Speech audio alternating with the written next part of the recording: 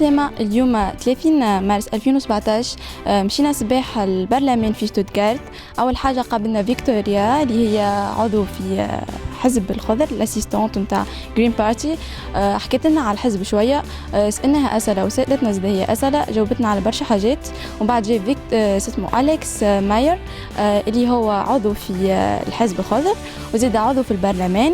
كيف عملنا ديسكوسيون وحكينا على الحزب وسالناه اسئله كان جو متلائم. حكينا على برشا حاجات، حكينا على الحزب نتاعو، حكينا على البرلمان، حكينا على حاجات انترناسيونال. بعديكا مشينا عملنا دورة في البرلمان، شفنا كيفاش الاستركتور وكيفاش المبنى، كيفاش حكينا على الهيستوريك وكل شيء. وتويكا احنا كما تشوفوا في وين قاعدين يعملوا الديسكوسيون تاعهم. اليوم من بعد ما مشينا للبرلمان في شتوتغارت تعدينا البوبلينغن، عملنا دورة في المدينة، قضينا قضيت باش نمشيو نعملوا كامب فاير في بالتايم. تويكا احنا هوني دونك عملنا برشا جو، عملنا باربيكيو، عملنا غنينا، عملنا دورة في البلايص الكل اللي هوني كما تشوفوا بلاصة ياسر مزيانة على الاخر.